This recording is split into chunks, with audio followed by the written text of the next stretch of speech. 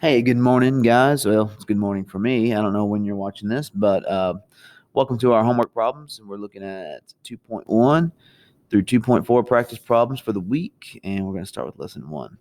And we're starting proportional relationships. And we're looking at these three figures, A, B, and C. And we've got to pick which one is not like the others. But we also got to be able to explain how it's different by representing its width and the height ratio of each pair. So let's go ahead and get to counting. Let's start with the width, which would be how wide this one is from left to right. That's 1, 2, 3, 4, 5. And let's do all the widths first. That'll be good. So the width of this one would go from there, span across to here. 1, 2, 3, 4, 5, 6, 7, 8, 9, 10. And this one goes from that box all the way over to this box, or 1, 2, 3, 4, 5, 6, 7, 8, 9, also 10. All right, and I'll do in red their height. So this one goes from there to there, and that height is 1, 2, 3, 4, 5, 6.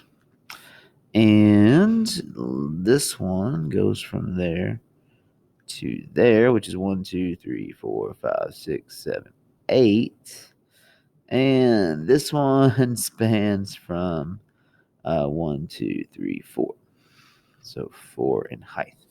Okay, so we got to pick the one that's not like the others. So what we're going to do is we're going to set up A, B, and C's ratios.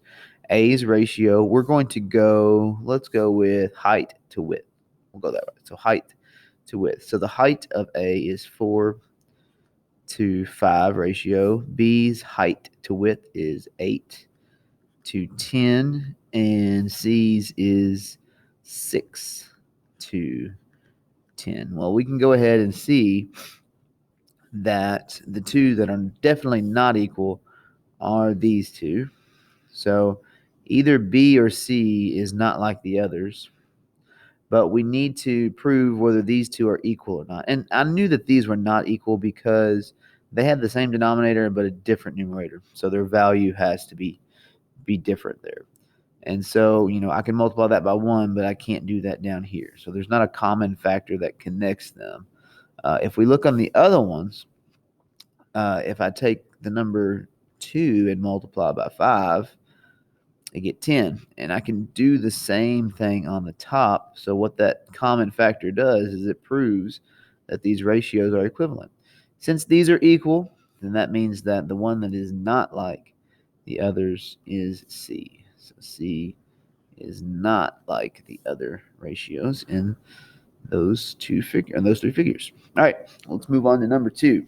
In one version of trail mix, there are 3 cups of peanuts mixed with 2 cups of raisins.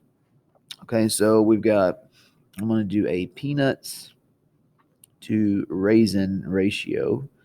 Okay, so peanuts are 3 cups and raisins are 2 cups. So there's our ratio.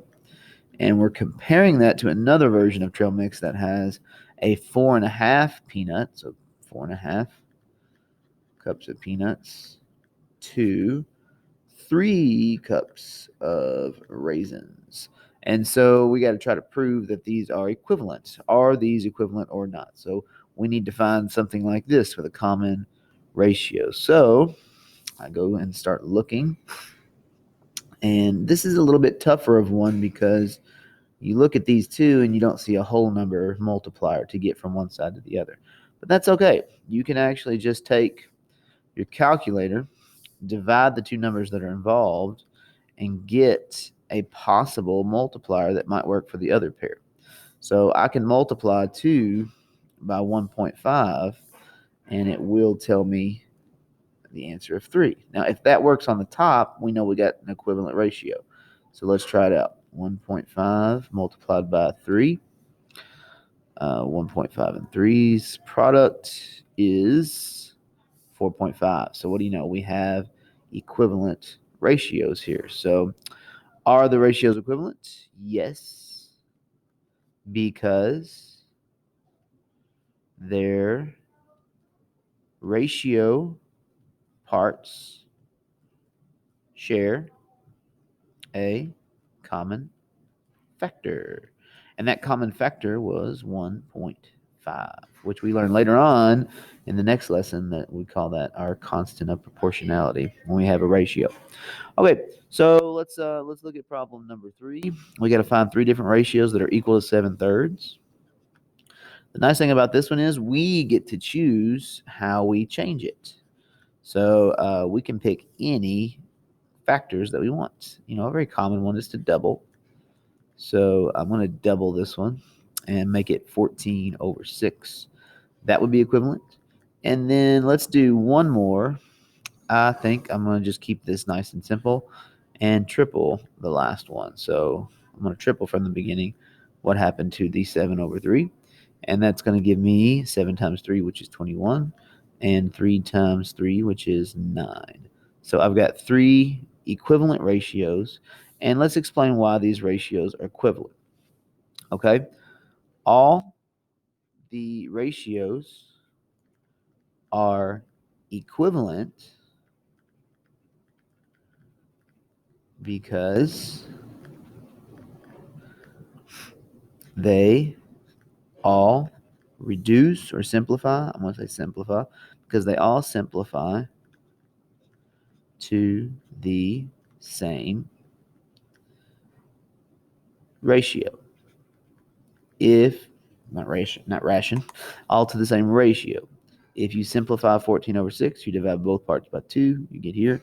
If you simplify 21/9, that simplifies to 7/3 because both parts get divided by 3. So since they all simplify to the same ratio or the same fraction, then that means they're all equivalent. And that is lesson 1 for unit 2 in your practice problems 1, 2, and 3.